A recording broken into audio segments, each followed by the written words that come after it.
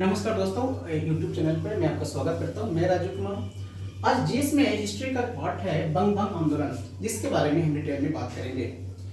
बंग भंग आंदोलन को बंगाल विभाजन आंदोलन के नाम से भी जाना जाता है। कहा जाता है कि 1899 से 1905 तक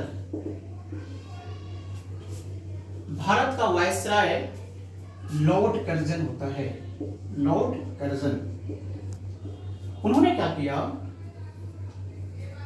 सांप्रदायिकता के आधार पर, on the basis of communal, सांप्रदायिकता के आधार पर बंगाल को दो भागों में डिवाइड कर दिया। और वो डेट थी आपके पास 16 जुलाई 1905 को। 16 जुलाई 1905 को सांप्रदायिकता के आधार पर लॉर्ड कर्जन क्या करते हैं, बंगाल को दो भागों में डिवाइड करते हैं। बंगाल को उन्होंने दो भागों में डिवाइड किया। इसके विरोध में बंगाल के लोग एक आंदोलन करते हैं जो क्या कहलाता है, बंग भंग आंदोलन। आपके एग्जाम में अक्सर क्वेश्चन आता है कि बंग भंग आंदोलन से आप क्या समझते हो।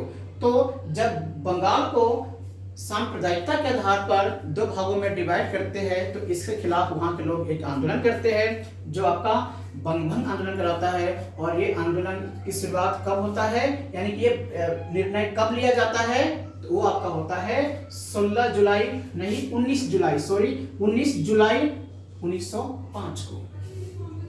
और जो दो भागों में बांटता है उसमें पहला आपका होता है ईस्ट बंगाल और दूसरा आपका होता है वेस्ट बंगाल।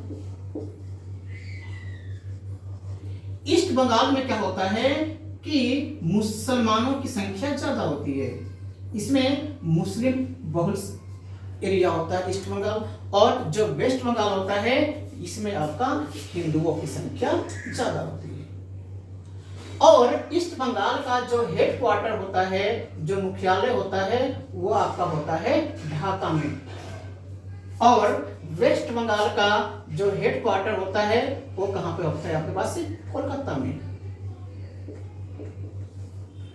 है ना। यानी कि दो भागों में डिवाइड किया, सिंपल सी बात है। वहां के लोग उसको विरोध करेंगे तो वहां के लोगों ने क्या किया, एक आंदोलन किया जो क्या कहलाया, बंग भंग आंदोलन। और यह प्रस्ताव किसने पास करवाया था, तो लॉर्ड कर्जन। बाद में 16 अक्टूबर 1905 को जब भारत का वायसराय लॉर्ड मिंटो होते हैं तो लॉर्ड मिंटो के कार्यकाल में क्या होता है, इस प्रपोजल को पास कर दिया जाता है, लागू कर दिया जाता है, इंप्लीमेंट कर दिया जाता है। बहुत विरोध होता है इसका, लोग बंगाल में ही नहीं पूरे इंडिया में इसका विरोध करते हैं। बाद में जाके मैं करवाऊंगा आपको कि 1911 में जब 12 दिसंबर 1911 में जब दिल्ली दरबार का आयोजन होता है तो उस दिल्ली दरबार में इसका जो बंग भंग का जो प्रस्ताव होता है बंगाल विभाजन का, उससे रद्द कर दिया जाता है। ये जो आपका ईस्ट बंगाल है, जब भारत से पाकिस्तान अलग हुआ तो ये जो आपका ईस्ट बंगाल है ये आपका पाकिस्तान में चला गया और पाकिस्तान का पूर्वी हिस्सा बन गया, पूर्वी पाकिस्तान बन गया है। कौन, तो ये जो आपके पास ईस्ट बंगाल था। जब 1947 में जब इंडिया से पाकिस्तान अलग हुआ तो इनसे पूछा गया आप कहां जाओगे, इन्होंने कहा कि हम पाकिस्तान के साथ जाएंगे। तो पाकिस्तान का जो पूर्वी हिस्सा था वो बन गया। लेकिन पाकिस्तान का पूर्वी हिस्सा था, पाकिस्तान इससे बहुत दूर था, इसलिए पाकिस्तान इनसे थोड़ा इन पर अत्याचार करते थे और इनका लगाव, यानी किसका, पूर्वी पाकिस्तान का, जो आपके पास पूर्वी पाकिस्तान बना, इसका लगाव इंडिया से था। और पाकिस्तान वाले वो अपना पूर्वी हिस्सा पर, डेट इज जो ईस्ट बंगाल का जो हिस्सा था उस पर अत्याचार करता था। इसको आंदोलन लोगों ने किया इसके विरोध में, और कहा जाता है कि उसकी आजादी की मांग हो गई और उनको साथ देने वाला एक देश था, वो था आपका इंडिया। किसको, पूरी पाकिस्तान को। बहुत सारे आंदोलन हुए, बहुत सारे लोग मारे गए। इंडिया ने उनको आश्वासन दिया था कि मैं तुमको आजाद करवा दूंगा। अब क्या होता है कि 1970-71 में जब इंडिया पाकिस्तान का युद्ध होता है तो इसका मेन कारण होता है पाकिस्तान का पूर्वी हिस्सा, क्योंकि इंडिया चाहता है कि पाकिस्तान का जो पूर्वी हिस्सा है वो आपका अलग हो। समझिएगा नेक्स्ट पॉइंट क्या होता है। अब जो पाकिस्तान का पूर्वी हिस्सा होता है वह बहुत सारे आंदोलन के बाद, उसमें आपको इंडिया भी सपोर्ट करता है, उस समय भारत की प्रधानमंत्री इंदिरा गांधी होती है। क्या क्या होता है बाद में जाके 16 दिसंबर 1971 को एक अलग देश का रूप लेता है और जो क्या कहलाता है आपका बांग्लादेश, जो आपका बांग्लादेश कहलाता है। यानी कि बांग्लादेश किससे बना? पाकिस्तान से अलग हुआ। पाकिस्तान का पूर्वी हिस्सा था और पाकिस्तान का पूर्वी हिस्सा बनने से पहले वह हिस्सा किसका था? बंगाल का, और बंगाल का ईस्ट बंगाल के रूप में आया।